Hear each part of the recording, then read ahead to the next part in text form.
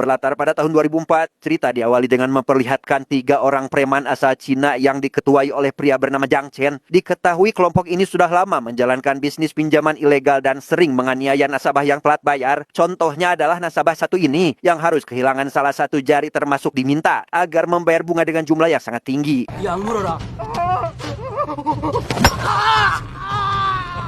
Dan kisah akan berfokus pada seorang detektif kepolisian bernama Ma. Ia saat ini baru tiba di sebuah tempat bermain biliar karena menerima laporan adanya kasus penusukan. Melihat tato ular pada dada korban, ia pun langsung bisa menebak jika si korban ini adalah anggota dari geng bernama Venom dan memutuskan pergi untuk menemui bos dari geng tersebut. Sesampainya Ma Dong Suk dan para rekan di lokasi, ia mendapati anggota dari geng Venom hendak pergi untuk mencari si pelaku. Awalnya sempat terjadi perselisihan karena salah satu anggota geng tersebut seolah menganggap remeh polisi. Hingga tak lama, bos Venom pun akhirnya muncul, sehingga Ma Dong Suk langsung memintainya keterangan. Setelah informasi dirasa cukup, Ma Dong Suk dan para rekannya pun langsung pergi ke sebuah tempat bermain judi yang dikelola oleh geng lain bernama Isu. Melihat ada gerak-gerik seorang yang mencurigakan, ia pun langsung melakukan pengejaran dan...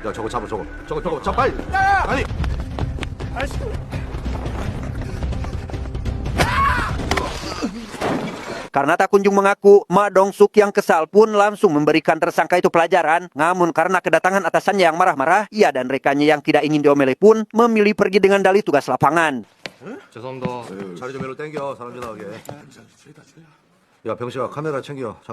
Dengan ditemani satu rekannya, Ma Dong Suk pergi ke salah satu tempat untuk menemui bos dari geng Isu bernama Jiang, yang karena dalang dibalik penusukan tidak lain dan bukan adalah anak buah dari orang ini. Ia pun memaksanya agar ikut untuk menemui si bos Venom demi mendamaikan kedua belah pihak.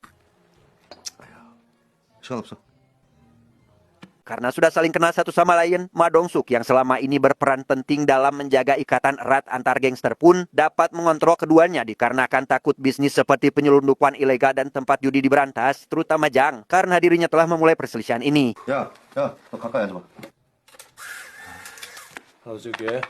Tepat setelah pertemuan selesai, si bos Venom pun dihubungi si nasabah yang ternyata merupakan salah satu anak buahnya. Si nasabah yang ingin meminta bantuan membuat bos Venom lekas pergi menemui Jiang Chen untuk negosiasi. Mendengar hutang yang harus dibayar si nasabah bengkak akibat bunga, ia pun memperingati Jiang Chen agar tidak berbuat semena-mena, tetapi...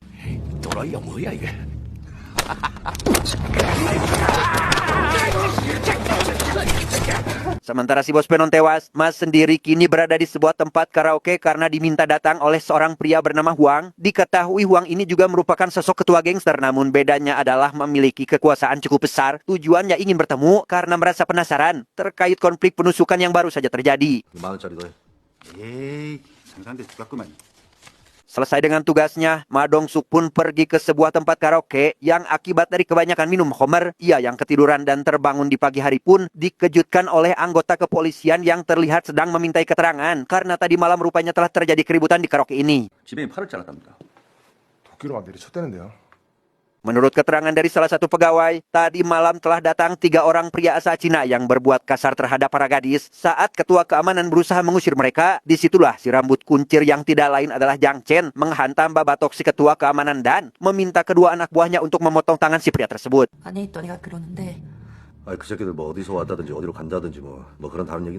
Ma Dong Suk yang disarankan agar jangan ikut campur dalam masalah ini balik meminta Huang untuk diam saja dan biarkan kasus ini ditangani pihak kepolisian. Meski begitu, Huang yang tidak ingin hanya berdiam diri pun menyuruh anak buahnya agar mencari informasi terkait identitas ketiga orang tersebut. Orang pertama yang Ma Dong Suk temui adalah Jiang selaku orang yang menjalankan bisnis penyelundupan ilegal dan perjudian. Yang karena Jiang mengaku tidak tahu tentang siapa ketiga orang itu, Ma Dong Suk pun lekas pergi menemui intel pribadinya dan mendapati informasi bahwa bos Venom sudah mati. Bukan itu saja, bahkan geng tersebut kini telah diambil alih oleh si pelaku. Bersamaan dengan itu, Ma Dong Suk dihubungi rekannya yang memberitahukan terkait penemuan jasad yang telah dipotong-potong. Setibanya di TKP, ia yang melihat tato ular pada bagian tubuh korban belum bisa menyimpulkan jika si korban adalah si bos Venom. Maka dari itu, ia ingin rekannya agar memeriksa setiap kantong sampah guna mencari potongan sisa tubuh korban.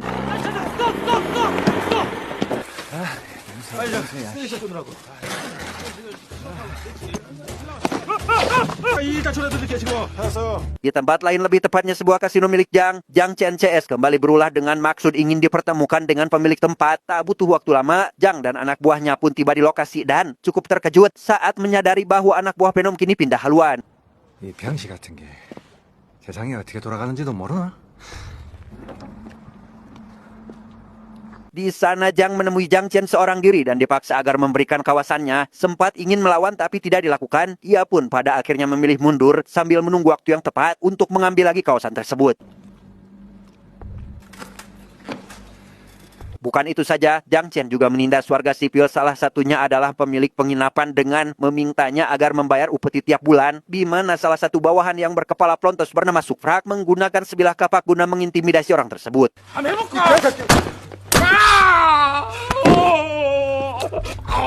Berlokasi di sebuah restoran, Ma Dong-suk CS yang kebetulan sedang botram pun secara kebetulan mendapati Jang Chen CS datang ke sana. Ia yang meminta rekannya agar bersiap melakukan penangkapan. Hal itu justru malah disadari oleh Jang Chen terlebih dahulu sehingga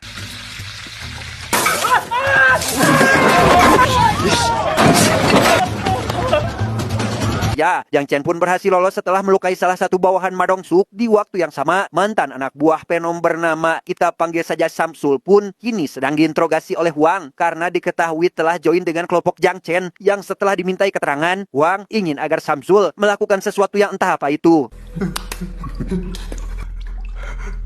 Akibat dari kejadian semalam, bawahan Ma yang bernama Hong pun harus mendapat perawatan di rumah sakit dan tidak diperbolehkan pergi kurang lebih 2 minggu. Setelah Ma dan rekannya menjenguk, ia pun melipir ke sebuah restoran langganan yang pegawainya adalah seorang anak muda bernama kita panggil saja Ujang, yang dengan baik hati mengoleskan salep pada bagian tangan Ma Dong-suk yang terluka. 됐어. 이제 화 안 나냐? 엄마가 딴 사람이랑 사는데. 그럼 앉아봐. 앉아봐. Di waktu yang sama, kelompok Jang akhirnya melakukan penyerangan terhadap anak buah Jang Chen yang kini mengelola tempat judi miliknya. Hingga di keesokan hari, Sukrak yang mengetahui hal itu pun sangat dibuat kesal dan berniat akan memberi perhitungan tanpa sadar jika saat ini Jang dan anak buahnya pun sudah siap untuk menyambut kedatangan mereka sehingga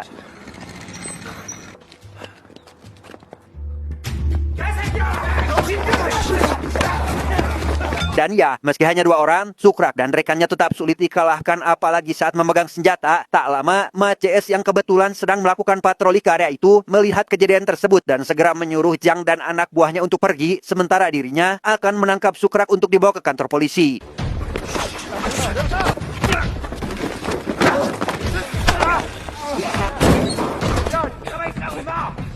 Karena salah satunya berhasil kabur, Ma pun hanya mendapatkan Sukrak yang langsung dibawa ke kantor. Saat diinterogasi, Sukrak yang polontong pun malah bersikap arogan dengan melontarkan kata-kata kasar, sehingga Ma Dong-suk yang kesal pun lantas mengambil stun gun-nya dan menyetrum Sukrak hingga tak sadarkan diri.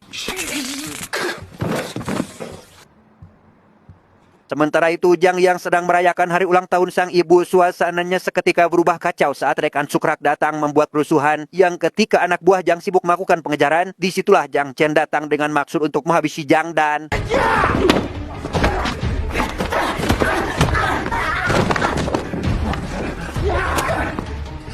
karena kejahatan yang dilakukan Jang Chen tergolong kasus berat, Ma Dong-suk dan atasannya datang ke kantor pusat sesuai permintaan dari Pak Kepala yang ingin membicarakan sesuatu. Mereka selaku unit yang bertanggung jawab atas kasus tersebut diminta agar menyerahkan masalah ini pada tim khusus yang biasa menangani kasus berat bukan tanpa alasan. Jang Chen ternyata merupakan mantan anggota dari sindikat kejahatan terorganisir sehingga dirasa akan sulit bagi Ma Dong-suk CS yang hanya memiliki sedikit anggota.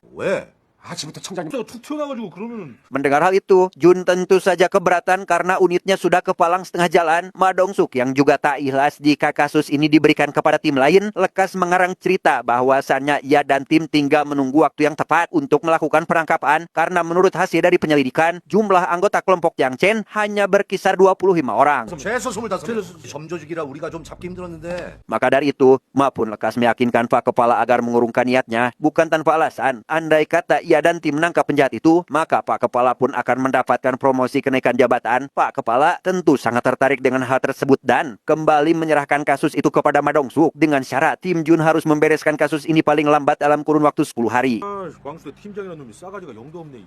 Di tempat lain, Jiang Chen kini sedang mengadakan pertemuan dengan pengusaha kaya yang ingin menyingkirkan Huang. Tidak tanggung-tanggung, ia mengajukan harga yang sangat tinggi jika si pengusaha ingin menggunakan jasanya untuk membunuh, bahkan mengancam akan menghabisinya jika permintaannya itu tidak dipenuhi. 목도 많이 쳐준 게요.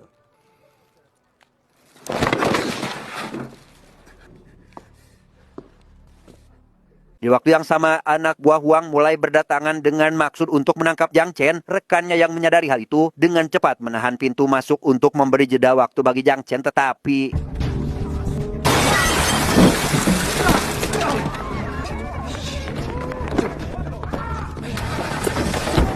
meski lolos dari anak buah Huang, Jiang Chen pun harus mendapat masalah lain karena belum menyadari jika Samsul telah berkhianat. Pada posisi ini, ia dan satu rekannya yang sempat terkena tikaman berhasil menumbangkan Samsul hingga ia maut saat itu juga.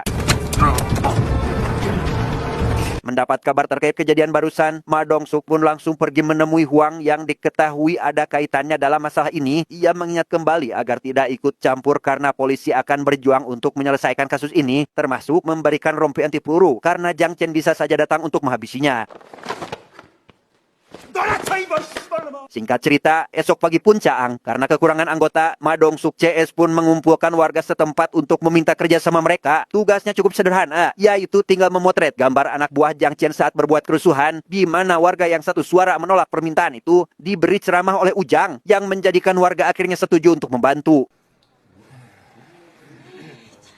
Alhasil setelah beberapa hari bekerja sama dengan warga, Ma Dong-suk pun akhirnya mengetahui jumlah anak buah Jiang Chen yang ternyata ada sekitar 26 orang. Mendengar kabar terkait Sukrak yang akan dipulangkan ke negara asal untuk diadili, membuatnya sadar jika unit kejahatan kasus berat mulai menjalankan operasi. Maka dari itu, Ma Dong-suk pun terpikir sebuah rencana untuk mendahului mereka. 재판받을 건데 최소 사형이래요. Dalam perjalanan menuju ke bandara, Sukrak yang tidak mengetahui polisi di depannya adalah intel suruhan Ma Dong-suk pun terpancing saat diajak kerjasama dalam bisnis penjualan narkoba. Tanpa menaruh curiga, ia yang langsung dibiarkan pergi pun berjanji akan menghubungi si intel guna membahas lanjut terkait kerjasama ini.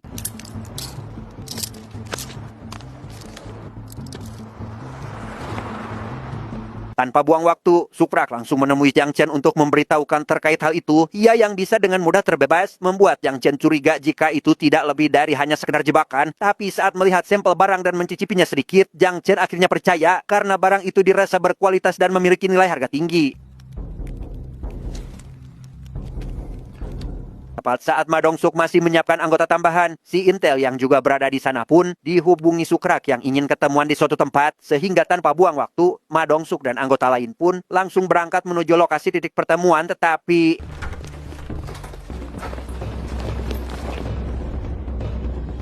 naas, yang datang ke lokasi tersebut hanyalah sebagian anak buah Jiang Chen, salah satunya adalah Sukrak. Jiang Chen sendiri, ia dan sisa anggota ternyata pergi ke tempat Huang untuk menyelesaikan pekerjaan dari si pengusaha dan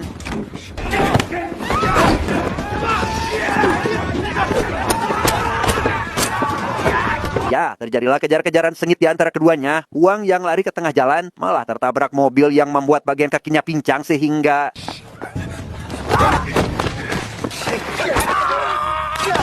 entah bagaimana nasib Huang, polisi yang melihat kejadian itu pun membuat Jiang Chen memutuskan pergi. Hong yang juga kebetulan ada di lokasi, lekas membuntuti sosok tersebut dan tak lupa memberi kabar pada Ma Dong-suk berlokasi di sebuah tempat daur ulang sampah yang selama ini jadi markas persembunyian Jiang Chen. Ia pun berusaha mencegah pria itu agar tidak pergi sampai akhirnya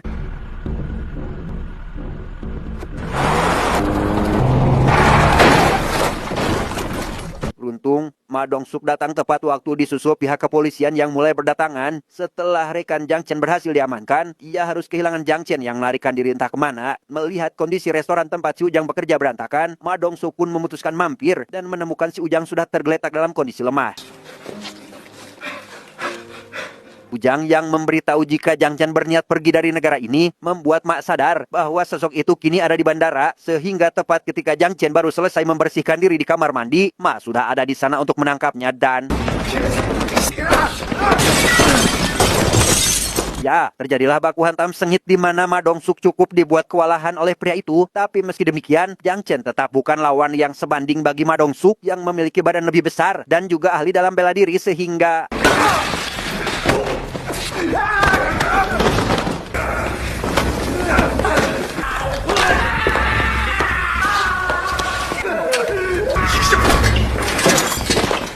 Setelah semuanya selesai, Ma Dong-suk pun akhirnya bisa bernapas lega karena berhasil menangani kasus berat ini hingga di keesokan hari. Jun selaku ketua tim sangat dibuat senang karena dirinya jadi sorotan para wartawan sehingga membiarkan Ma Dong-suk dan rekannya pergi minum-minum untuk merayakan keberhasilan mereka. 야, 좀 들어와. 좀 그냥 먹.